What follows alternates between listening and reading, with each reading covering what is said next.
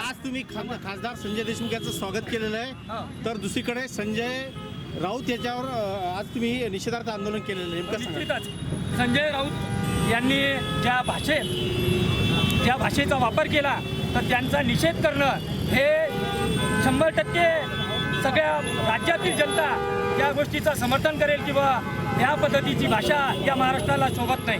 आणि राहिला प्रश्न माननीय खासदार संजय भाऊ देशमुख यांनी वाशिम जिल्ह्याच्या विकासाच्या दृष्टीनं हिंदुहृदय सम्राट शिवसेना प्रमुख बाळासाहेब ठाकरे यांचे विचार पुढे घेऊन जाणाऱ्या एकनाथ शिंदे साहेबांच्या नेतृत्वात शिवसेना पक्षात प्रवेश करून या जिल्ह्याच्या विकासासाठी निश्चितच चांगलं असं पाऊल उचललं आणि त्या सगळ्या गोष्टीचं वाशिम जिल्ह्यातील तमाम शिवसैनिकाच्या वतीनं स्वागत करण्यात आलेलं आहे. आणि येणाऱ्या काळात संजय भाऊ देशमुख ज्या दिवशी वाशिम जिल्ह्यात येतील याहीपेक्षा मोठ्या उत्साहात त्यांचं स्वागत या जिल्ह्याच्या वतीनं शिवसेना पक्षाच्या वतीनं करण्यात येईल.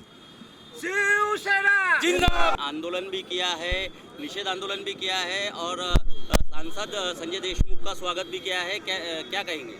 बराबर है। यहाँ पर वाशिम जिला शिवसेना पदाधिकारी और शिवसैनिक की ओर से यहाँ पर उभा टाके खासदार संजय देशमुख इन्होंने शिवसेना में प्रवेश किया, इसलिए उनका यहाँ पर जंगी स्वागत हमने कर दिया। और जो उभा टाके सांसद है संजय राउत जो गलिच्छ भाषा का वापर कर रहे सांसदों के बारे में, इसलिए उनका यहाँ पर सब हम निषेध कर रहे हैं। उनको जूता मारकर यहाँ पर हमने उनका निषेध किया।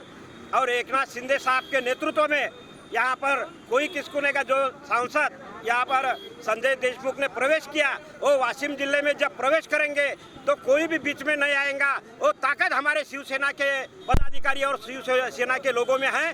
बस इतना ही हमारा कहना है कि